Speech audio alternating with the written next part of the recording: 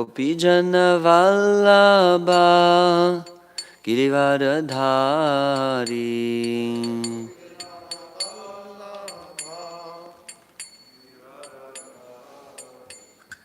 Gopijana Vallabha Girivaradhari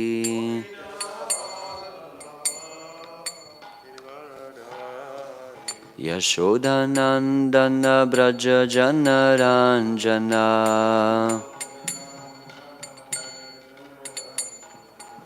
Yashodanandana Braja Janaranjana Yamunatira Vanachari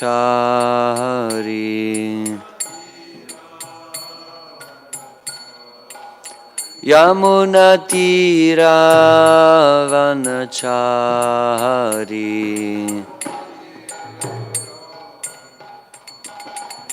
Jaya Radha Madhava Kunja Bihari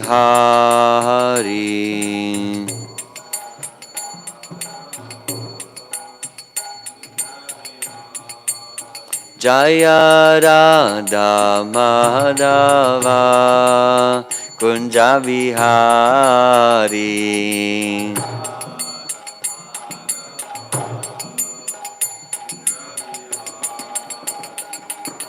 Hare Krishna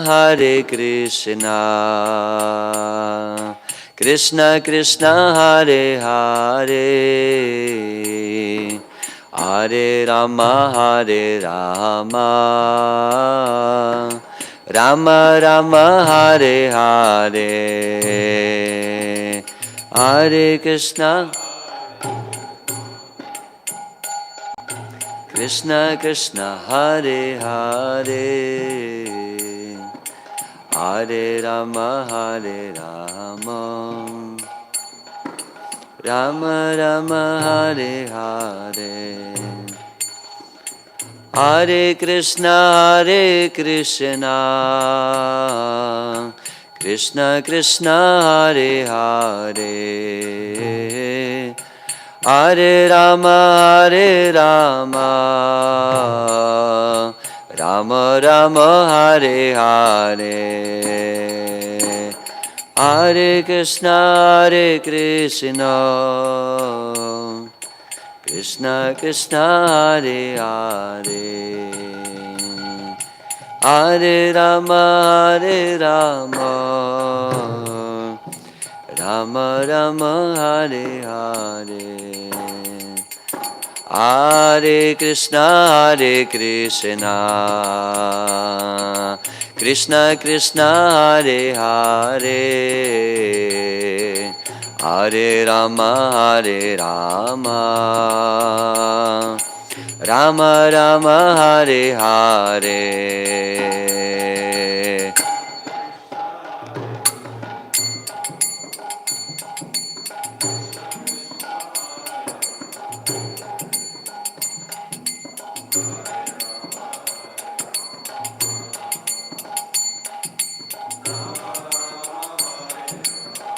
Hare Krishna Krishna Krishna Hare Hare Hare Rama Rama Rama Hare Hare Hare Krishna Krishna Krishna Hare Hare Hare Rama Rama Rama Hare Krishna Krishna Krishna Hare Hare Hare Rama Ram Ram Hare Hare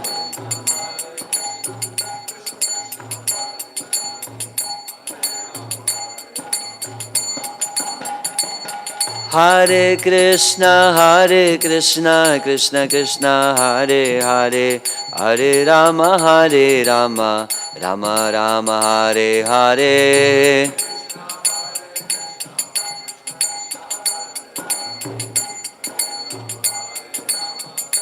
Nithai Gaura Haribo, Haribo, Haribo, Gaura Haribo.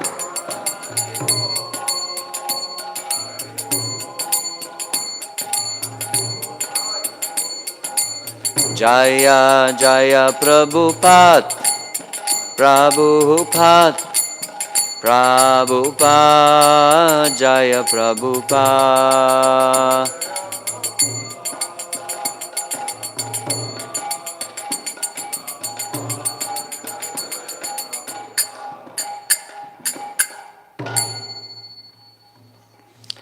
Jai Vishnupad Paramahamsa Parivrajacharya Ashtottara Shata Shishimad His Divine Grace A.C. Bhaktivedanta Swami Shiva Prabhupada Ki Jai. Jai Vishnupad Paramahamsa Parivrajacharya Ashtottara Shata Shishimad His Divine Grace Shiva Bhaktisiddhanta Saraswati Goswami Maharaj Thakur Ki Jai. Ananta Koti Vaishnava Vrinda Ki Grantaraj Śrīmad-Bhāgavatam Ki Nitai Gaura Premanande. All glories to the assembled devotees, Hare Krishna. All glories to the assembled devotees, Hare Krishna. All glories to the assembled devotees, Hare Krishna. Om Namo Bhagavate Vasudevaya. Om Namo Bhagavate Vasudevaya. Om Namo Bhagavate Vasudevaya. Narayanam Namaskritya Naram Chaiva Narottamam Devim Saraswatim Vyasam Tato Jayamutiraye Nashtaprayeshu Abhadreshu Nityam Bhagavata Sevaya Bhagavati Uttamashtloke Bhaktir Bhavati Naishtiki. Grantaraj Śrīmad-Bhāgavatam Ki. So we are reading from Śrīmad-Bhāgavatam, Canto 3, Chapter 7, Text 12.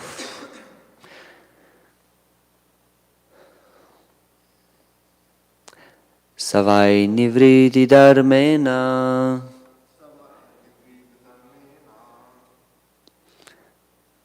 3.7.12. Savai Nivriti Dharmena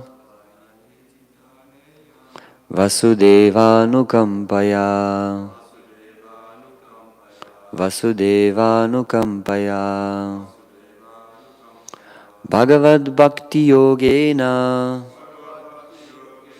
Bhagavad Bhakti Yogena Tirodate Shanair Iha Tirodate Shanair Iha Savai Nivritti Dharmena Vasudevanukampaya Bhagavad Bhakti Yogena Tirodate Shanair Iha Savai Nivriti Dharmena Vasudevanukampaya Bhagavad Bhakti Yogena Tirodate Shanairiha.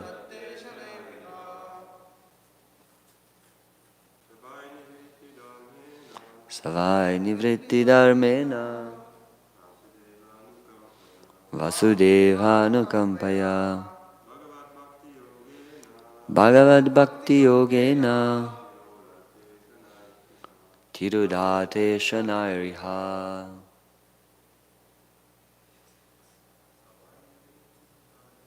Savai Nivriti Dharmena Vasudevanukampaya Bhagavad Bhakti Yogena Tirodate Shanairiha.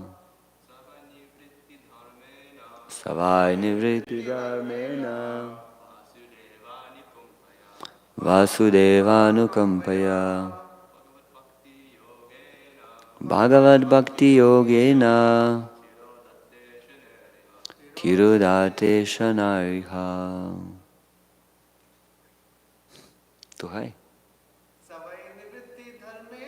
Savai Nivriti Dharmena Vasudevanukampaya Bhagavad Bhakti Yogena Tirodate Shanairiha. Mataji.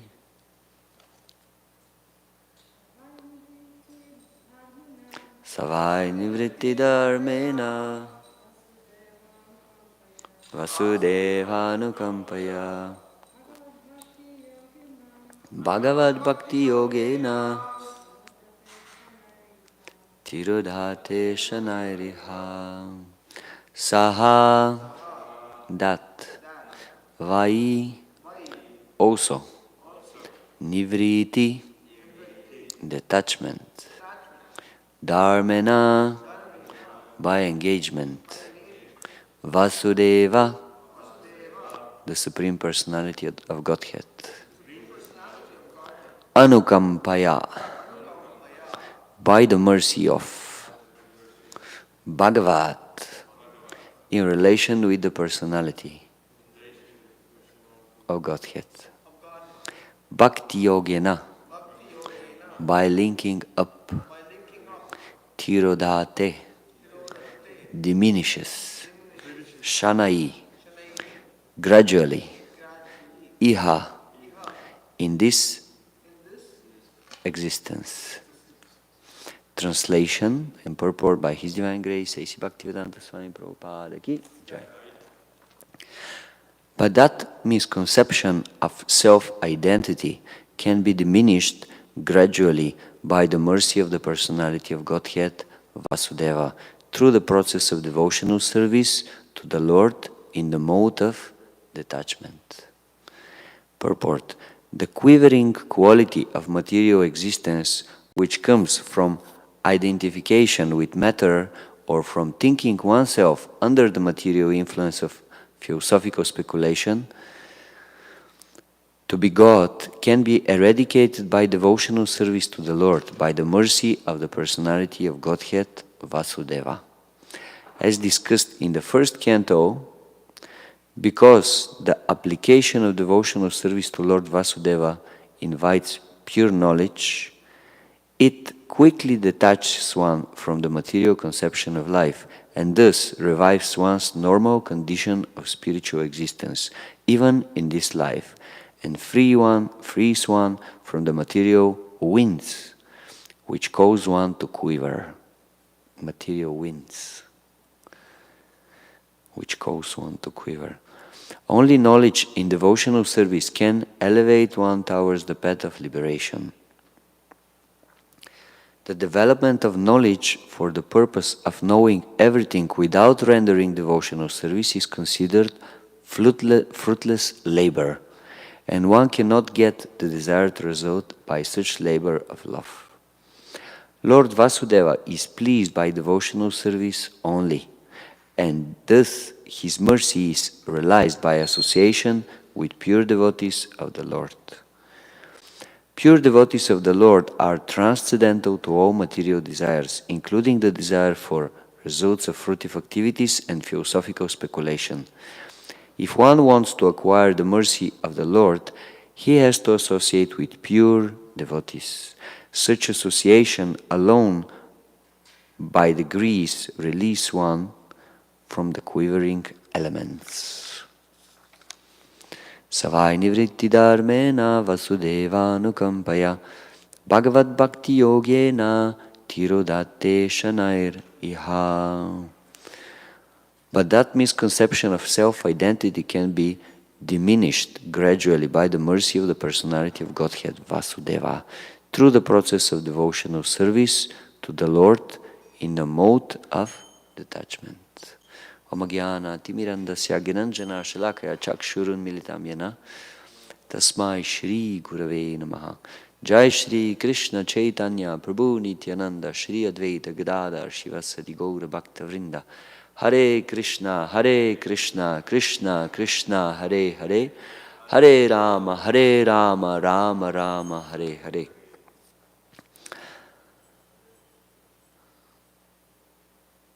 So in the previous verses, we had this nice analogy that the reflection of the moon, when seen in the water, it looks like the moon is quivering. But actually no, the moon is always completely steady. But the energy of the moon, which is reflected in the water, quivers. So in the same way Srila Prabhupada was explaining the Supreme Personality of Godhead, who is the moon, Gaura Chandra, Mayapur Chandra, he never quivers. He's always fixed and steady. But the energy of God, the living entities, when they come in contact with material elements, then they start quivering.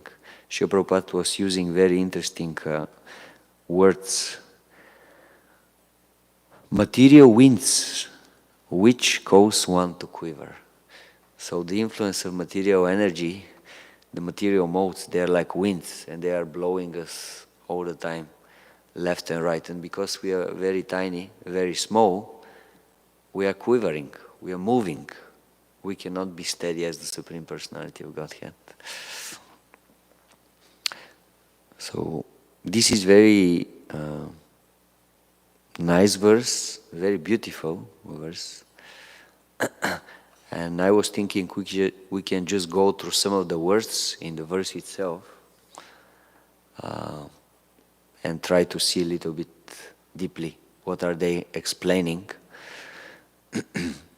So the verse itself is saying that this misconception that we are matter and we are quivering can be eradicated, can be diminished by the process of Bhagavad Bhakti Yogena.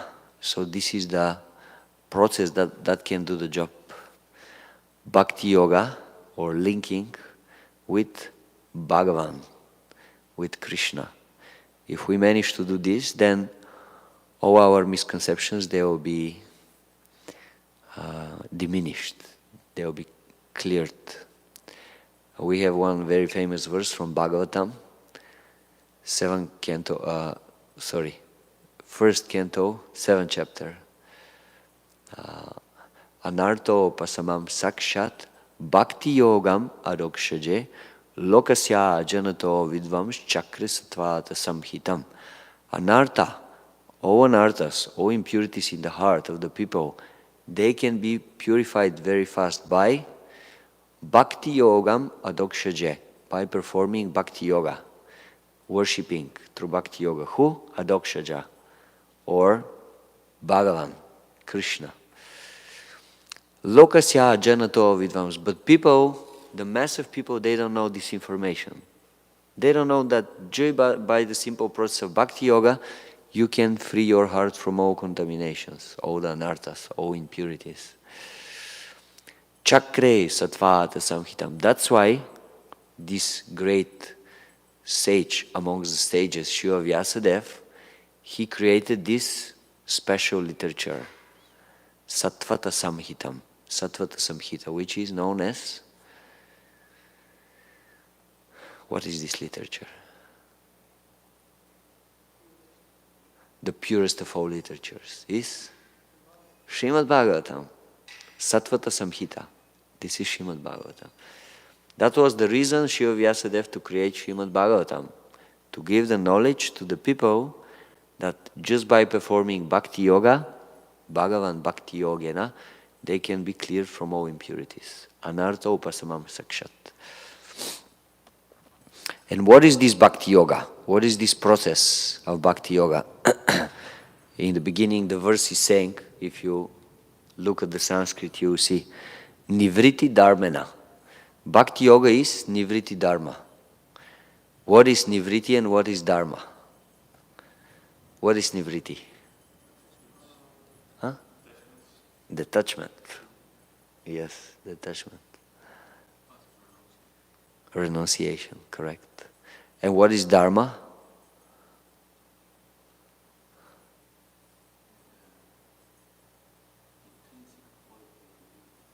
Intrinsic quality of the living entity. Wow, that's so very philosophical.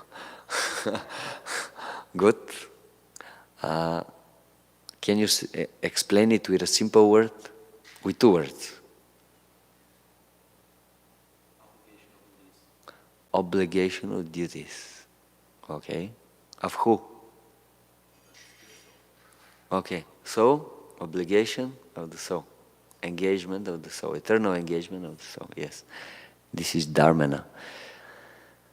We know we have two kinds of Dharma, mainly. Srila Prabhupada is explaining. If you can open Śrīmad-Bhāgavatam 1, 2, 6. We are going to read one purport. It's a very famous verse. Savai pumsa paro dharmo yatu bhaktira dokshaje ahaitu kya pratihata yatma suprasidati. The sages of Naimisharani in the beginning of Bhagavatam, they are asking 6 questions. And first of these 6 questions is, what is the best engagement? What is the best duty for all living entities as a general? And this is the answer of Sutta Goswami. He is explaining that the best dharma for the humanity is Savaipum sa paro dharmo yato bhaktir adokshaje, to perform bhakti yoga, to worship Krishna. And in the purport, Srila Prabhupada is explaining, we'll just go through the purport fast. The sages ask him, Sutta Goswami, to summarize the whole range of revealed scriptures and present the most essential part so that fallen people or the people in general might easily take it up. The Vedas prescribe 2 different types of occupation for the human being. One is called pravritti marg, or the path of sense enjoyment, and the other is called nivritti marg, or the path of renunciation. The path of enjoyment is inferior, and the path of sacrifice for the supreme cause is superior. So to sacrifice yourself, your life for the supreme cause, this is superior dharma, higher dharma. The material existence of the living being is a diseased condition of actual life. Actual life is spiritual existence or Brahma-bhuta existence, where life is eternal, blissful and full of knowledge. Material existence is temporary, illusory and full of miseries. There is no happiness at all. There is just a futile attempt to get rid of the miseries, and temporarily cessation of misery is falsely called happiness. So this is the material happiness. Material happiness means temporarily cessation of material suffering. And this we immediately take it as, okay, now I'm happy. Why? Because I don't suffer at the moment. Therefore, the path of progressive material enjoyment, which is temporary, miserable and illusory, is inferior. But devotional service to the Supreme Lord, which leads one to eternal, blissful and all-cognizant life, is called the superior quality of occupation. This is sometimes polluted when mixed with the inferior quality. For example, so sometimes one can try to follow the superior path, which is nivritti marg, but it can become contaminated with inferior quality.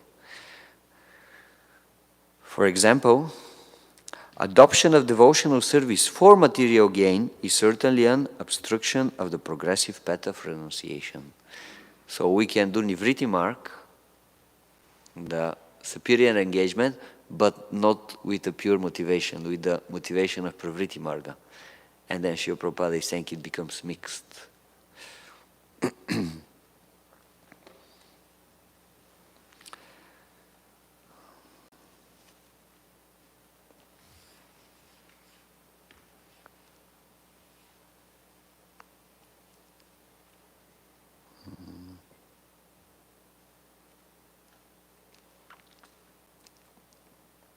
And then Srila Prabhupada explains a little bit about Dharma.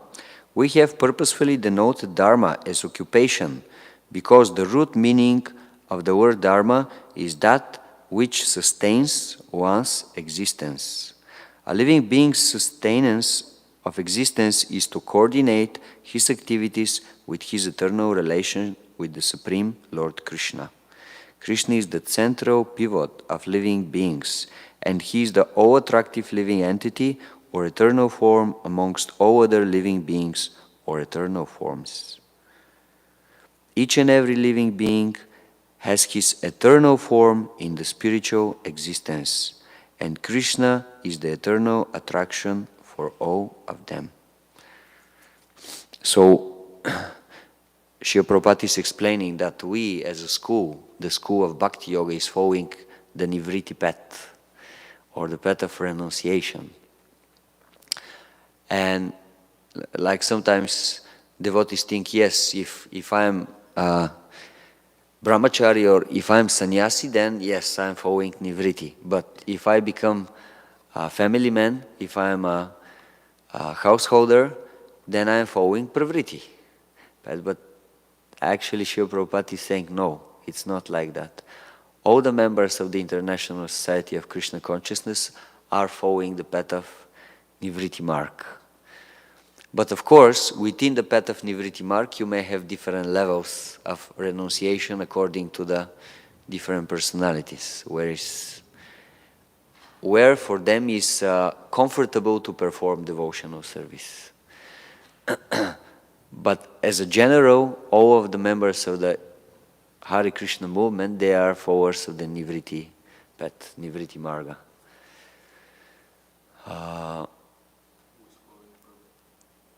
Who is following Pravritti? The Karma Kandyas. People who are trying to follow use the knowledge of the Vedas just to establish themselves nicely in the material world and get sense gratification. Whereas the Transcendentalists, they are following the Nivritti Marg. Those personalities who want to achieve liberation from the material existence, they are following Nivritti Marga. But then Srila Prabhupada is explaining something very interesting in one purport. He's saying generally the other transcendental schools, like the school of Jnana, the school of Yoga, they would never accept like members who are grihastas. Because in their schools there are only totally like renunciates people. But then Srila Prabhupada is saying, but our bhakti school, our bhakti process, bhakti yoga, Bhagavad Bhakti Yoga is so powerful, the process is so strong, that even if one is in a family life, he'll be forced to make a spiritual advancement. And the essence of our process is interesting because we don't put so much, although we are following the Nivritti path, the path of austerity, the path of detachment, actually we are not putting the focus on the detachment. We are putting the focus on positive, happy positive engagement in Krishna consciousness. And this engagement gives you so much knowledge and so much internal satisfaction that automatically you renounce material sense gratification. So we are following the Nivritti path, but the way how we are actually performing austerity is in a positive way. Whereas all other schools following Nivritti, they are putting more and more stress on the negative side. How you have to give it up, the negative, the sense gratification, the material. But then they don't have the positive engagement. And that's why the school of Bhakti is very special and it's extremely potent exactly because of this positive engagement, spiritual positive engagement. That's why although we have to do something very, very difficult to renounce material world, actually for a Bhakti yogi it's not difficult. Why? Because he has the special mercy of Krishna. He has the help of Krishna. Whereas the others, they don't have. The yogis, the jnanis, they more or less they depend only on their own endeavor to make this jump, to go to the spiritual reality. Whereas the Bhakti Yoga, he is dependent on the mercy of Krishna. And here is coming the next interesting word from the verse. Vasudeva anukampaya It's possible one to be successful in his practice of Nivritti Dharma only by the mercy of Vasudeva, Anukampaya. And in the 10th canto of Śrīmad-Bhāgavatam, there is very famous verse, Tat te anukampam shushamikṣamāna bunjana evatma kritam vipakam hrit vak vapurbir vidada namaste jiveta yo mukti pade sadaya bak.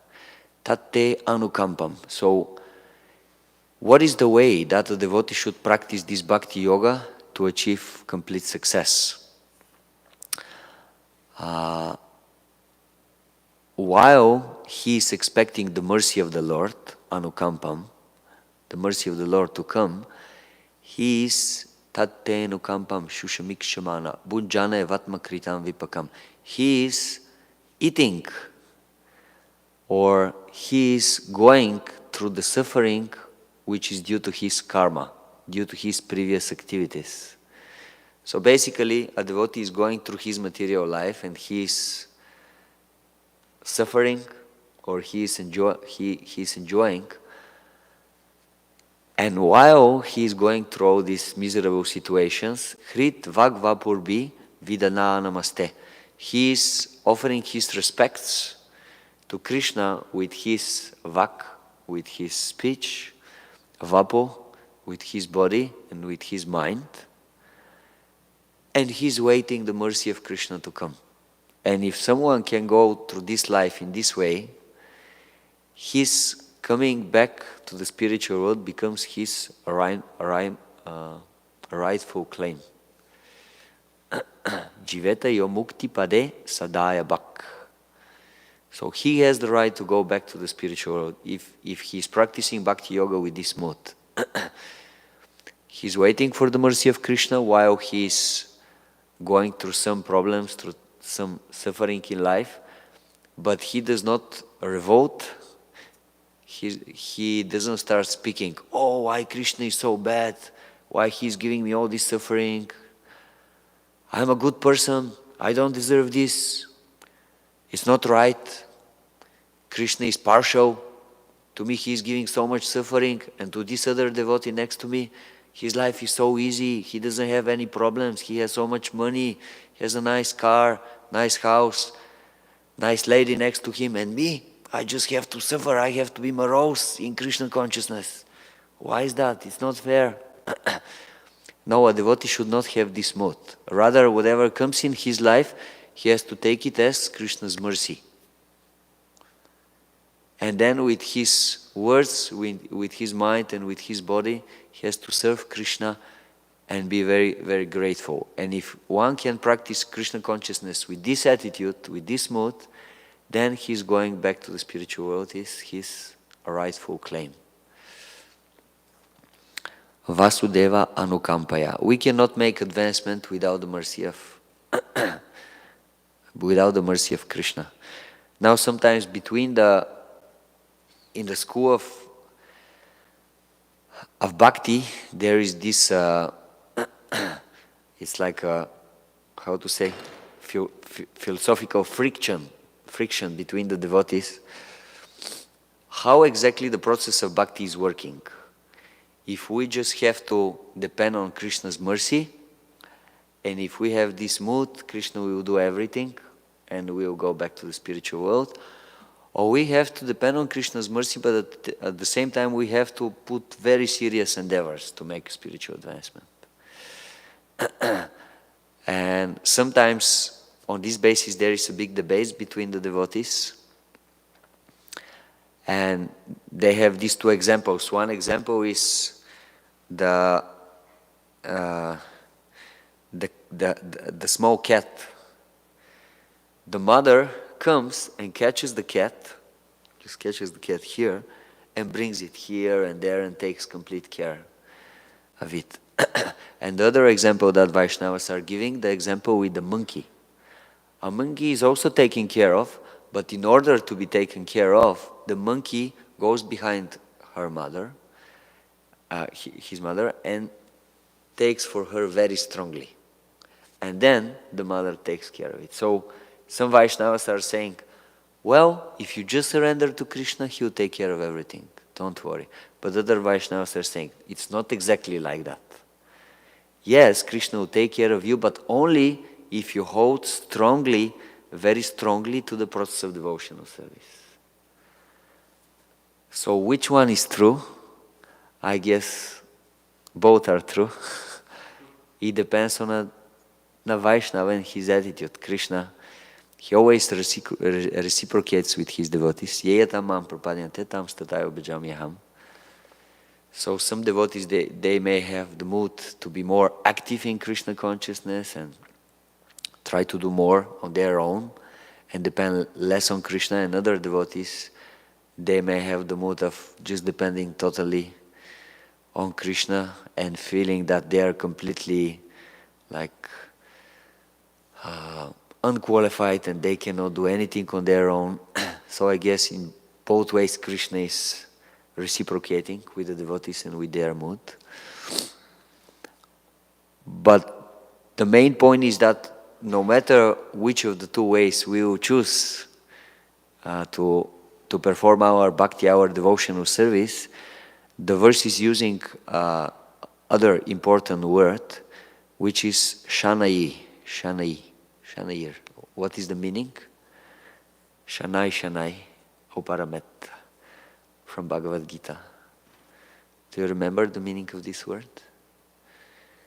Shanai means, Srila Prabhupada is translating it as gradually. So in Bhagavad Gita it is said that the yogi, if he is very steady in his practice, step by step he'll make advancement. Step by step he'll learn to control his mind. So here, if we are practicing Bhakti Yoga, Bhagavan Bhakti Yogena, Shanair, gradually we will be establishing detachment, and all the impurities in our heart, they will be dissolved, they will be purified. Shanair. I'm not sure which verse it was, but it's somewhere in sixth chapter of Bhagavad Gita. Shanair, Shanai Uparamet, I think it was one part of the verse.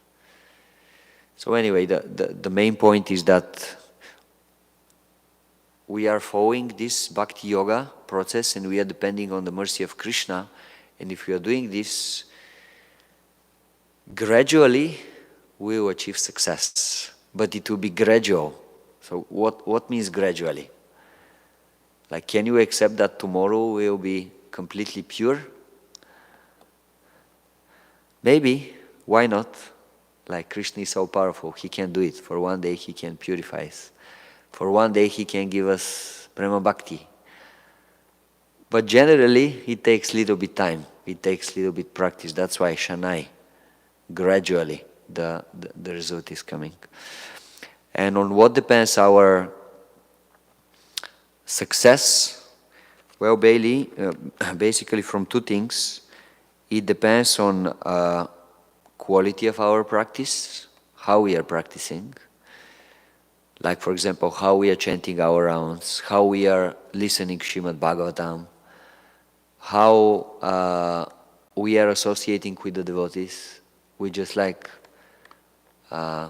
we sit down on breakfast and we have the fortune, some very advanced devotee, to sit next to us, and we just say, "Hey, Maharaj, Haribo." We tap him on the shoulder. "How are you today? It's nice weather outside." "Yes, isn't it?" We can associate in this way with the advanced devotees, but we can get more benefit from their association by tadvidi pranipatena pariprashnena sevaya, by having the proper attitude, by asking proper questions, and by having submissive mood of service. Then we can get much more benefit out of it. So what is the quality? Like, we are following the process. We have to follow Bhagavad Bhakti Yogena. We have to follow the process, and then all the impurities, they will go away. But how we are following the process, this is an important moment. Like, sometimes when we are in the beginning of Bhakti Yoga, we see the things as black or as white. I'm bhakti yogi or I'm not a bhakti yogi. I'm karmi. I'm sense gratifier. Or I'm very good in my practice or I don't do anything. Like that. We just try to see everything in these two extremes. Either I am pure devotee or I am nothing. I cannot stay in the temple because if I stay in the temple, I will contaminate the whole temple and I will contaminate all the devotees and just better to go away. But then when we start advancing in bhakti, in spiritual life, we start seeing the things more like in a way, how much? Okay, maybe I'm not completely pure devotee, but how much I'm a devotee? I'm a devotee 1% or 5% or 20% or 50%. So how much? So I'm chanting Hare Krishna, but how much I'm chanting Hare Krishna? Am I chanting 100% fine, perfect, or maybe 20% or maybe 50%? So the quality of our practice is very important so that the process works faster. Shanai, gradually, but how much gradually? It will depend on quality of our practice. And then also the intensity of our practice. How intense is our practice? Like how long we engage ourselves in bhakti yoga. Someone may come and may say, Prabhu, today I practice bhakti yoga. I was practicing Krishna consciousness. Oh, very nice. What did you do? Well, in the morning when I opened my eyes, I said, Hare Krishna. And then what did you do? Well, I just continue with, like, first I drank my beer, and then I went to the local bar, associated a little bit sadhu sangha with the local sadhus in the bar. And then what did you do? Well, I very much like to drive my car, so I went for this long trip, like 500 kilometers. I was enjoying the nature and this and that. Okay, we can say this is some kind of practice of Krishna consciousness. Like Bhaktivinoda Thakur, I think he's mentioning. In Kali Yuga, if you remember once a day Krishna, that means you are Krishna conscious. This is his standard for Kali Yuga practice of Krishna consciousness. So it's some kind of practice of Krishna consciousness. But if we make our practice more intense, more intense, then the result will be better. Like if you are practicing 2 hours a day of Krishna consciousness, it will be very nice. If we make it 4 hours, it will be better. 6 hours better, 12 hours better, 18 hours better, 24 hours best. So when the intensity of our practice is stronger, then the result, it will be faster. This gradual process, it will work faster and it will give a better results. And recently I read a very nice story. Srila Prabhupada is explaining to show this point that we have to practice Krishna consciousness, but it's not just enough to practice the Krishna consciousness as an idea. There is a particular method or process by which you practice Krishna consciousness. And the story that Srila Prabhupada is telling about a yogi that was performing tapasya for a very long time, and he became very powerful. And then he went to the village, and he started saying to the people, I am such a great yogi that I can go during the winter inside in the cold river, and I can stay for the whole night inside, and I'll be totally fine. Next morning, I'll be totally fine. And then people, they were saying, no, this is not true. So one of these like simple people, he was a servant for a very rich lord. And he went to him and told him, yeah, we have this yogi in the center of our village, and he's saying he can do this. He can stay the whole night in the water. And he is ready to, what is the word, the English word, to bet with someone for money that he can do this. And then the Lord, because he had lots of money, he said, yeah, let's do it. Let's see if he is really so good. And then they make the agreement, what will be the price, how much money. And then the yogi entered the river. Because it was very cold, the rich man together with his servant, he went to his place, and then next morning he went back to see if the yogi is there. And the yogi was still in the water, totally fine.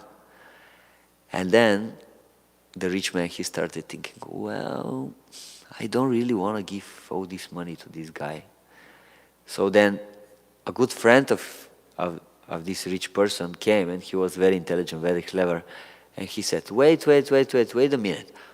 This yogi, he is cheating.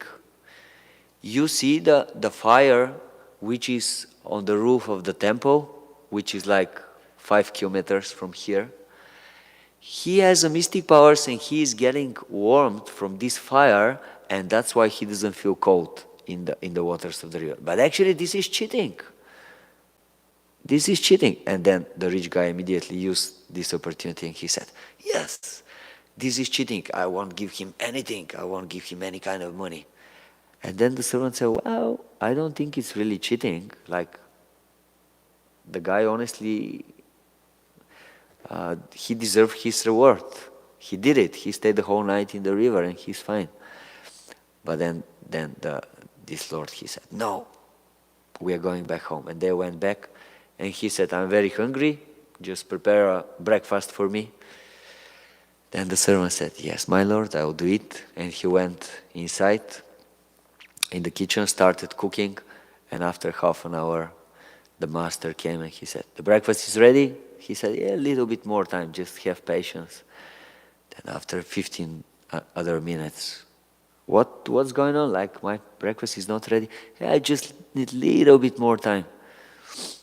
And then after another half an hour, again, he came. What's going on? What's going on with the breakfast? Why so long?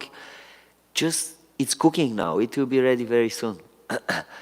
And then after another half an hour, just, he couldn't stand it anymore. And he just rushed into the kitchen. He said, what's the problem that you cannot bring me my breakfast already for 2 hours?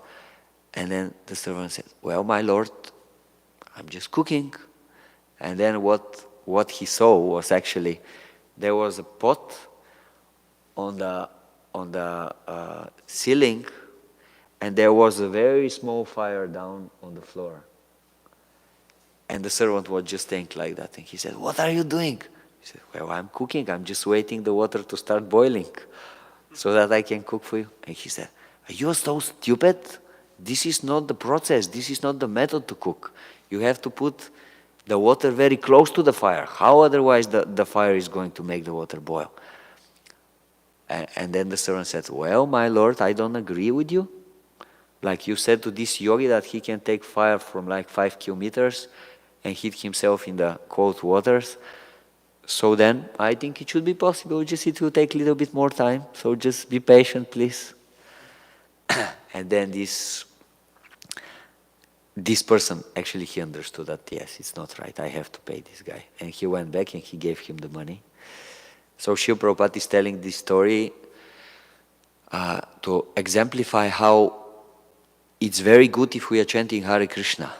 And this is the process for this age, for the age of Kali Yuga, to make spiritual advancement. But we have to chant Hare Krishna within the process of devotional service. There is a certain method, certain practice. And if we do that, then the chanting of Hare Krishna will give very fast result. Otherwise, it will give the result, but it may take very, very long time. Like to try to boil the water, which is on the ceiling, and your fire is down on the floor. Thank you very much for your attention. Hare Krishna. If you have some questions or comments, we need a mic maybe. Just 1 second. Hare Krishna, Krishna Krishna, Hare Hare, Hare Rama, Ram Ram, Hare Hare. Hare Krishna. Thank you very much for giving class. So earlier in the class, you were talking about how this material life is suffering, and you know, that we think happiness is when we alleviate that suffering just a little bit. And then you were saying in devotional service that there's happiness, So, and then you were saying devotees feel this happiness. How does one know they are a devotee, and when does this happiness start? Well, if one accepts that he is a servant of Krishna and he's trying to serve Krishna, that means he is a devotee. But you also said that there's a right way. So if someone's very neophyte and they want to be a devotee, and they're surrounding themselves with devotees and trying to take Krishna prasadam and trying to read Prabhupada's books and chanting in their best capacity and doing these things, and still feeling miserable, as you said, that, oh, like one devotee, why does this devotee have a nice car, nice things? So I'm just curious what is the difference? Like as far as what's the difference between spiritual misery and material misery? Okay. It feels the same to me. Yeah, there is the difference. Well, first about the point about if we accept Krishna as the Supreme Personality of Godhead and we are willing to serve Him and practically we are doing it, that means we are devotees. So now, as we were speaking from the intensity of our practice and the purity of our motivation, or that means the quality of our practice, it will depend how much we will be spiritually situated or materially situated. Like Srila Prabhupada was saying that we are trying to follow Nivriti mark, but sometimes this Nivriti mark or our motivation can be mixed with the motivation of Pravriti mark. Or we are following the pure process of Bhakti Yoga, but with material motivation. We expect that by our practice of devotional service we will get something material. And this motivation can bring us some material rewards from our practicing of Bhakti Yoga, but it will stop us to experience the unlimited bliss of the process of Bhakti Yoga. So in other words, the more our motivation is pure and selfless, the more we will be able to experience the happiness of Krishna consciousness. And in terms of what is the difference between material suffering and spiritual suffering, well, the difference is that we are suffering materially because we are totally selfish. We are thinking only about ourselves all the time. And even sometimes when we are practicing Bhakti Yoga, it's all the time, again, only about me. What I will get from Bhakti Yoga, how I will be happy from Bhakti Yoga, how others, they will help me so that I can advance in Bhakti Yoga. It's all about me. And then when our material expectations does not, like basically we have some expectations to get certain things, and when this does not happen, then we become disappointed and we suffer.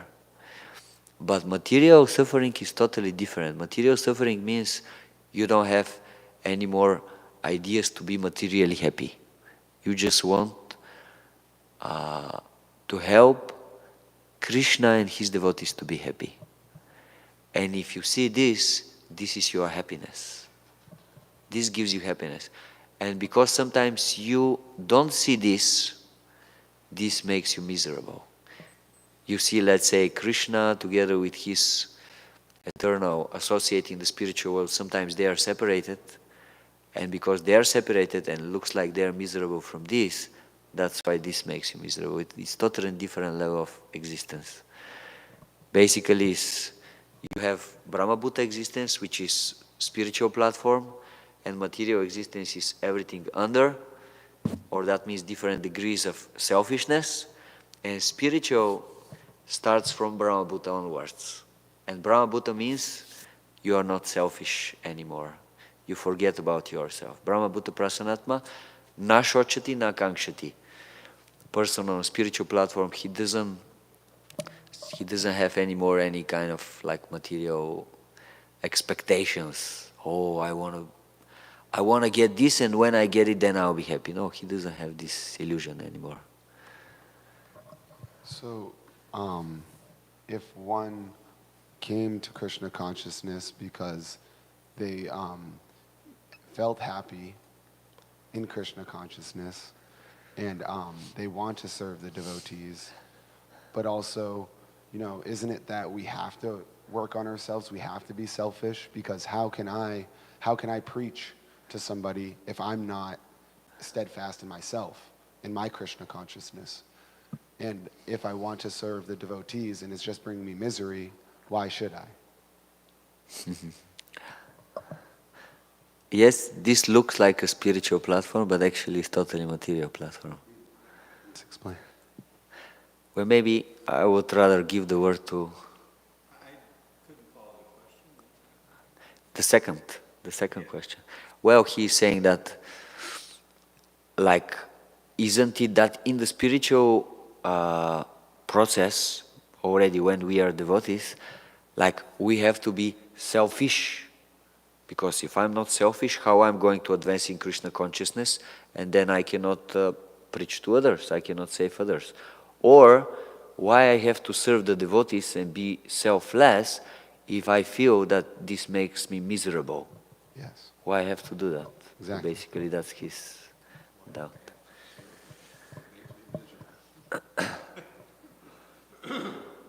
But why you are miserable? Because you are serving the devotees, or because you are selfish? Which of the two? Both.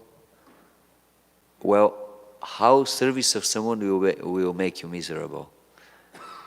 If it was like that, why all the people, they want to serve something or someone? Like, if they don't have anybody to serve, they just get a dog or a cat, or why everybody wants to serve if this makes you miserable? Rather, I think it's the opposite way. Service makes us happy, but when it's mixed with selfishness, because it's not pure service, then it makes us miserable. So again, the problem is the selfishness. It's not the...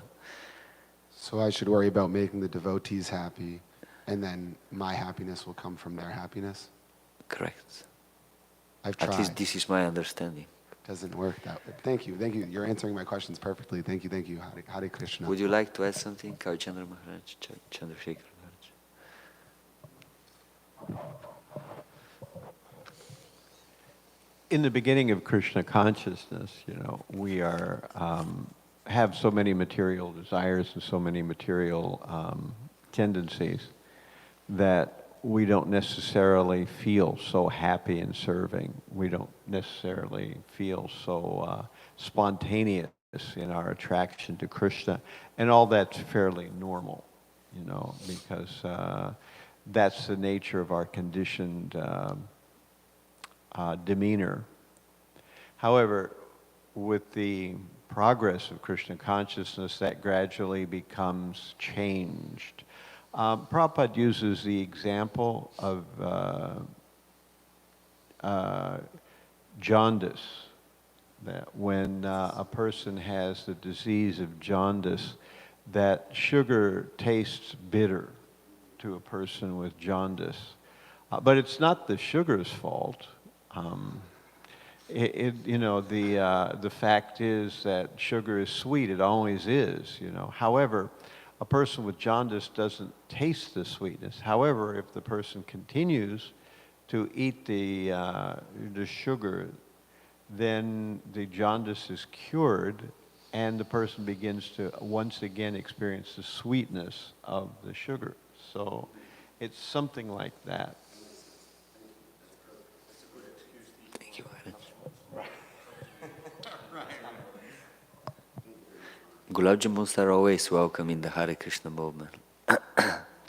Thank you very much for your attention. Grantaraj Śrīmad-Bhāgavatam ki, Śrīla Prabhupada ki jai, Samaveta Bhakta Vrinda ki jai, Nitai Gaura Premanandi.